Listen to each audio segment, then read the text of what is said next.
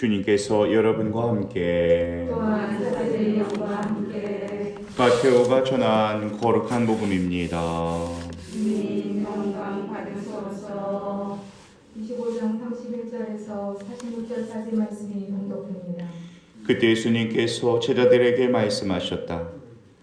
사람의 아들이 영광에 쌓여 모든 천사와 함께 오면 자기의 영광스러운 옥좌에 앉을 것이다. 그리고 모든 민족들이 사람의 아들 앞으로 모일 터인데 그는 목자가 양과 염소를 가르듯이 그들을 가를 것이다. 그렇게 하여 양들은 자기 오른쪽에 염소들은 왼쪽에 세울 것이다. 그때 임금이 자기 오른쪽에 있는 이들에게 이렇게 말할 것이다. 내 아버지께 복을 받은 이들아, 와서 세상 창조 때부터 너희를 위하여 준비된 나라를 차지하여라. 너희는 내가 굶주렸을 때에 먹을 것을 주었고 내가 목말랐을 때에 마실 것을 주었으며 내가 나그네였을 때에 따뜻이 맞아들였다. 또 내가 헐벗었을 때에 입을 것을 주었고 내가 병들었을 때에 돌보아 주었으며 내가 감옥에 있을 때에 찾아주었다. 그러면 그 의인들이 이렇게 말할 것이다. 주님, 저희가 언제 주님께서 굶주리신 것을 보고 먹을 것을 드렸고 목마르신 것을 보고 마실 것을 드렸습니까? 언제 주님께서 나그네 되신 것을 보고 따뜻이 맞아드렸고 헐벗으신 것을 보고 입을 것을 드렸습니까? 언제 주님께서 병드시거나 감옥에 계신 것을 보고 찾아가 뵈었습니까? 그러면 임금이 대답할 것이다. 내가 진실로 너희에게 말한다. 내가 내 형제들이니 가장 작은 이들 가운데 한 사람에게 해준 것이 바로 나에게 해준 것이다. 그때 임금은 왼쪽에 있는 자들에게도 이렇게 말할 것이다. 저주받은 자들아, 나에게서 떠나 악마와 그 부하들을 위하여 준비된 영원한 불 속으로 들어가라. 너희는 내가 굶주렸을 때에 먹을 것을 주지 않았고 내가 목말랐을 때에 마실 것을 주지 않았으며 내가 나그네였을 때에 따뜻이 맞아들이지 않았다. 또 내가 헐벗었을 때에 입을 것을 주지 않았고 내가 병들었을 때와 감옥에 갇혀 있을 때에 돌보아 주지 않았다. 그러면 그들도 이렇게 말할 것이다. 주님, 저희가 언제 주님께서 굶주리시거나 목마르시거나 나그네 되신 것을 보고 또 헐벗으시거나 병드시거나 감옥에 계신 것을 보고 시중 들지 않았다는 말씀입니까? 그때 임금이 대답할 것이다. 내가 진실로 너희에게 말한다. 너희가 이 가장 작은 이들 가운데 한 사람에게 해주지 않은 것이 바로 나에게 해주지 않은 것이다. 아멘. 이렇게 하여 그들은 영원한 벌을 받는 곳으로 가고 의인들은 영원한 생명을 누리는 곳으로 갈 것이다. 주님의 말씀입니다. 그리스도님 찬양합니다. 오늘은 그리스도 왕 대축일입니다. 그리스도를 왕이라고 말하는 것은 그분으로 인해서 새로운 가치를 가지고 그 질서 안에서 살겠다고 고백하는 거죠. 내 한 사람만이 잘 되고 존경받고 우월감을 갖는 게 아니라 사랑의 하느님 안에서 내 안에 살아계시는 그분을 맞아들이겠다는 고백입니다. 예수님으로 말미암아서 이제 사랑의 새로운 삶을 시작하겠다고 약속하는 거예요. 그러니까 왕이라고 우리가 하는 거죠. 주님께서 우리더러 사랑하라고 말씀하세요. 왕이 명령하세요. 가장 작은 이들 가운데 하나에게 해준 것이 바로 나에게 해준 것이다라고 강조하시면서 사랑을 명하고 계십니다. 그리고 우리 꽃동네는 이 말씀의 토대 위에 세워졌어요. 이 영성으로 살아가고 있습니다. 우리는 사랑하는 말씀을 많이 들어요. 특히 미사 때. 그러다 보니까 조금 진부해. 왜 이렇게 사랑을 강조하는 걸까? 여러 가지 이유가 있을 텐데요. 예수님이 나를 사랑하셨기 때문에 맞죠? 예수님께서 오늘처럼 명령하시기 때문에 맞아요. 이걸로도 충분한 설명이 가능합니다. 하지만 사랑하라는 명령은 예수님께서 처음 하신 명령은 아니에요. 구약시대 이스라엘 백성들에게 하느님께서는 누차 말씀해 오셨어요. 사랑하는 명령에는 우리가 쉽게 이해하고 있었던 것 이상의 큰 영적 의미들이 담겨 있어요. 그 중에서 오늘 복음 말씀에 나오는 이 내용을 가지고 한번 생각해 볼까 합니다. 일단 사랑은 관계입니다. 오늘 복음에서도 가장 보잘것없는 이 하나와의 관계를 뜻하고 있어요.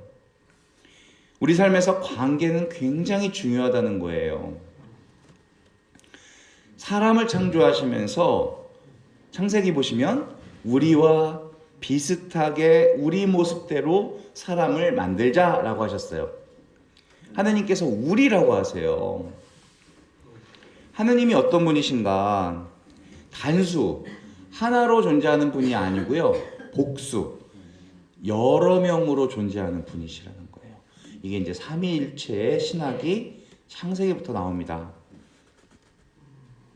성경을 읽다 보면 이런 부분들이 좀 많이 나와요. 이사야서에서는 이사야가 부르심 받는 장면에서 내가 누구를 보낼까? 누가 우리를 위하여 갈까? 이러셨어요. 분명히 복수로 말씀하셨어요. 자꾸 여럿이라고 표현하세요. 다시 말해 관계성 안에 살아계신 분이시다. 삼위일체의 가장 중요한 내용은요. 성부, 성자, 성령 하느님께서 사랑의 관계 안에 계시다라는 점이에요. 그분은 홀로 외롭게 계신 분이 아니라 관계성 가운데 함께 하시는 하느님이시다. 요거 말씀하시는 거예요. 사람을 창조하실 때 우리를 당신 모상대로 창조하셨다라고 했죠. 이거는 당신의 모습을 그대로 본따서 만드셨다는 뜻이 아니라 당신의 속성과 특성을 물려주었다 이 뜻이거든요. 무슨 속성이냐? 우리가 받은 물려받은 속성이 관계성이에요. 사람이 어떻게 창조되었는가? 사람은 관계 안에 존재하도록 창조되었다. 사랑의 존재로 불리움받았다는 거예요. 아담이 혼자 있는 것을 보시고 보기에 좋지 않으니 협력자를 만들어 주겠다라고 하셨어요. 사람은 관계 안에서만 아름다운 존재로 살아갈 수 있도록 창조하셨기 때문에 관계 안에 인간을 창조하신 후에 보시니 참 좋더라 라고 하셨어요. 좋다라는 단어는 히브리어 토브라는 단어인데요. 선하다, 아름답다, 행복하다라는 뜻이 있어요. 어떤 모습이 가장 아름답고 선하고 행복한가? 관계 안에서 있을 때. 그래서 사람은 관계가 좋으면 행복을 느껴요. 반대로 관계가 나쁘면 불행하고 비참해져요. 누가 직장 다니는 게 좋아요. 행복해요. 그 사람은 어떤 사람이냐? 직장에서 관계가 좋은 사람이에요. 누가 공동체 안에서 행복하겠습니까? 공동체 안에서 관계가 좋은 사람이에요. 잘 나가던 직장을 갑자기 때려치겠대요. 왜요? 대부분이 관계가 힘들기 때문에 그런 거예요. 이렇게 중요한데 문제는 우리가 이 중요한 걸 자꾸 놓치고 있다는 거예요. 가끔 우리는 관계보다 더 중요한 게 있다고 생각해요. 그 관계를 희생시키면서까지도 추구할 것들이 생겨나요.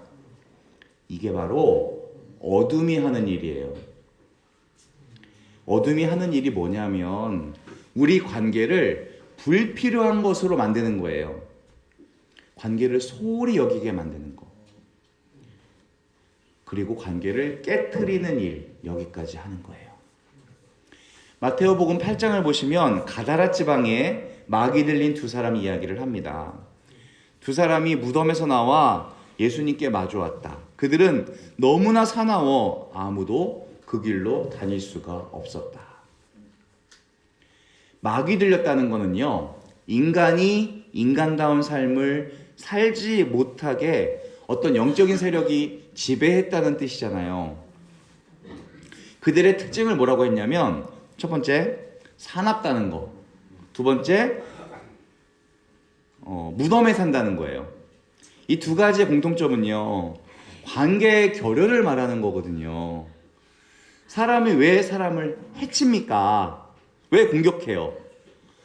사람이 왜 무덤에 살아요? 집에 살아야지. 마을에 살아야지. 이 모든 관계성을 결여시키고 있는 것, 이게 뭐냐면 악한 영이 하는 일이다. 그거예요.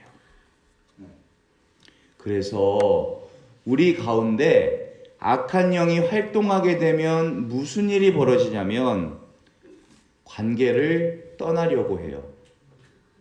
관계를 거절하고 자꾸 혼자 있게 만들어요. 관계 안에서 행복을 느끼는 게 아니라 자기 만족 안에서 행복을 느끼려고 해요. 나 혼자 있어도 충분히 행복할 수 있다라는 생각을 갖게 하는 거, 이게 악의 유혹입니다. 마귀는 이 세상에 물질이 중요하다고 자꾸 우리에게 알려주죠. 그럼 물질을 위해서는 때론 관계도 희생할 수 있다고 알려줘요. 그리고 물질만 있으면 그 관계는 언제든 다시 찾을 수 있다고 말해줘요. 하지만 성경이 우리에게 말해주는 건 절대 그게 아니죠. 가장 중요한 것은 물질이 아니라 관계예요. 그러면 하나님께서 사랑하라는 명령을 주시는 건 뭐냐? 그 관계를 우선순위에서 뒤로 미루면 안 된다는 거예요. 지난주에도 말씀드렸지만 복이 있는 사람은 하느님이 만나게 해주신 사람을 내 곁에 잘 머물게 만드는 사람이에요. 관계를 잘 맺어가는 사람이 복 있는 사람이에요. 그 자체가 신앙이고 그게 우리를 풍요롭게 살게 해주는 거예요. 어떤 사람은요, 하느님이 좋은 사람을 주셔도 다 떨어뜨려요. 그냥 뒤에서 욕해요. 싸우고 비난하고 결국 등 돌려요. 얼마나 어리석은 사람이에요. 가만히 보면 우리가 행복함을 느낄 때는요, 나 혼자 행복할 때가 아니에요. 내 주변에 있는 사람이 같이 행복할 때 내가 그걸 느껴요. 조금 더 나가면 그렇습니다. 우리 가정이 행복해지는 비결이 뭐냐면 내 만족 채우는 게 아니라 우리 가족이 서로다가 만족하고 행복할 때예요. 그럴 때는 나한테 조금 손해가 올 때가 있어요. 내가 조금 더 수고로울 때가 분명히 생겨요. 근데 그게 행복한 거라고요. 참 이상한 거죠. 결국 나를 풍요롭게 만드는 거, 그렇게 사랑하게 되면 내가 행복해진다는 거. 우리는 서로 연결되어 있기 때문에 그렇습니다. 다른 사람과의 관계는 결국 내 행복과 연결되어 있다는 거예요. 내가 행복하기 위해, 잘 살기 위해서 해야 되는 거는요, 그래서 사랑하는 거예요. 내 주변에 굶주린 사람, 목마른 사람, 나그네 된 사람, 헐벗은 사람, 병든 사람, 감옥에 갇힌 사람을 따뜻이 맞아들이라는 말씀은 아무 보살핌도 받지 못한 사람들, 그들에게 무관심하지 말라라는 뜻이에요. 무관심하면 어떤 일이 벌어지냐면요, 그래, 저 사람은 뭐 저 정도 대우 받아도 괜찮은 사람이야 라고 하는 거거든요. 그 사람도 하느님 모상이에요. 나와 관계를 맺어야 되는 사람이란 말이죠. 근데 뭐 저 사람은 저런 대우 받아도 괜찮지 뭐 라고 하는 거예요. 내가 그럴 수 있게 되거든요. 내가 언젠가는 그럴 상황에 처할 수도 있어요. 그때 나는 불안해지죠. 나는 그런 대우를 받아도 되는 사람인가? 라는 생각을 하게 되니까. 우리는 다 연결되어 있어요. 그래서 사랑해야 돼요. 사랑의 연대성이라고 합니다. 그래야 우리도 풍성해질 수 있는 걸요. 우리는 자기 행복만 추구해서는 온전히 행복할 수가 없는 존재예요. 우리 자체가. 내 주변 사람들이 행복해야 비로소 나도 행복한 거예요. 사랑하는 것은 명령이니 지켜야 된다. 이거는 너무 단편적인 이해예요. 사랑을 베풀고 나누다 보면 우리가 다 같이 행복해지니 지켜야 한다. 그렇게 이해하셔야 됩니다. 오늘은 그리스도 왕 대축일이에요. 예수님은 참 왕이십니다. 예수님께서는 우리와 함께 하시기 위해서 사람으로, 말씀이 사람이 되셨어요. 그분은 왕으로 오셨지만 당신을 낮추셨어요. 제자들의 발을 씻어주셨어요. 겸손의 왕, 봉사의 왕이 되셨어요. 내가 너희를 사랑한 것처럼 너희도 서로 사랑하여라 라는 가르침을 주시기 위해서 그렇게 사셨어요. 십자가 위에서 죽음을 당하시면서도 아버지, 저 사람들의 죄를 용서해 주세요. 저들은 자기가 하는 일을 모르고 있습니다. 용서의 왕이 되셨어요. 예수님께서는 다 주셨어요. 심지어 목숨까지 내놓으시면서 우리를 위해 바치셨어요. 그야말로 사랑의 왕이십니다. 우리가 그리스도 왕 대축일을 지내는 것은 그분이 사랑의 왕이심을 인정하고 나도 그렇게 했을 때 행복할 수 있다는 거. 결국에는 구원받을 수 있다는 것을 믿는 거예요. 아멘. 머리로만 믿으면 안 되고요. 이제 좀 살아야 돼요. 예수님을 본받아 우리도 왕이 될 수 있도록 한번 살아야겠습니다. 아멘.